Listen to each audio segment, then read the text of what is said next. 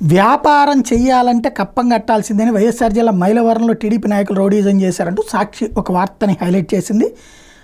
ఏంటయ్యా అంటే 11 లారీలు ధ్వంసం చేశారట. వైఎస్ఆర్ జిల్లా జమ్మలమడుగు నియోజకవర్గం మైలవరం మండలంలో జరిగింది. దాల్మియా సిమెంట్ కంపెనీ పెద్దదే, పాపులర్ కంపెనీనే. ఆ ఫ్యాక్టరీలోకి ప్రతిరోజు ఇది ట్రాన్స్పోర్ట్ కంపెనీకి చెందిన 100 లారీలు సిమెంట్ రవాణా కోసం వస్తుంటాయి. కొన్ని రోజులు ఈ కంపెనీల యజమానులను టీడీపీ నాయకులు మామూలు డిమాండ్ చేస్తున్నారు. వ్యాపారాలు సాఫీగా జరగాలని, లారీలు రోడ్డు ఎక్కాలన్నా మామూలు ఇవ్వాలని బెదిరించారు. అయినా యజమానులు పట్టించుకోకపోవడంతో కక్ష పెంచుకుని టీడీపీ నాయకులు గురువారం తెల్లవారుజామున లారెన్స్ ట్రాన్స్పోర్ట్కి చెందిన 11 లారీలు ధ్వంసం చేశారు. మామూలు ఇవ్వకపోతే మిగతా కంపెనీలకు ఇదే గతి పడుతుందని హెచ్చరించారు. దీంతో ట్రాన్స్పోర్ట్ కంపెనీల యజమానులు పారిశ్రామికవేత్తలు ఆందోళనకు గురవుతున్నారు. బాడుగుల రూపంలో వస్తున్న ఆదాయం తమ ఖర్చులకే సరిపోవడం లేదని, డ్రైవర్ క్లీనర్కి జీతాల లారీలకి ఈ ఖర్చులు పెరిగిపోయాయని, ఇప్పుడు ఇలా రౌడీజం చేస్తే తామంతా బతికేది ఎలాంటి ట్రాన్స్పోర్టర్లు ఆవేదన వ్యక్తం చేస్తున్నారు.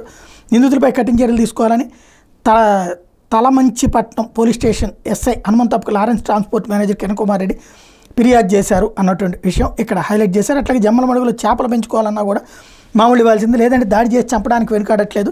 చేపల పెంపకం కేంద్రం నిర్వహిస్తున్న మార్కెట్ యార్డ్ మాజీ వైస్ చైర్మన్ సుబ్బారాయుడిని కూడా ఇటీవల బెదిరించారు. 20 లక్షలు ఇవ్వబోతే చేపల కేంద్రాన్ని మూసివేస్తామని హెచ్చరించారు.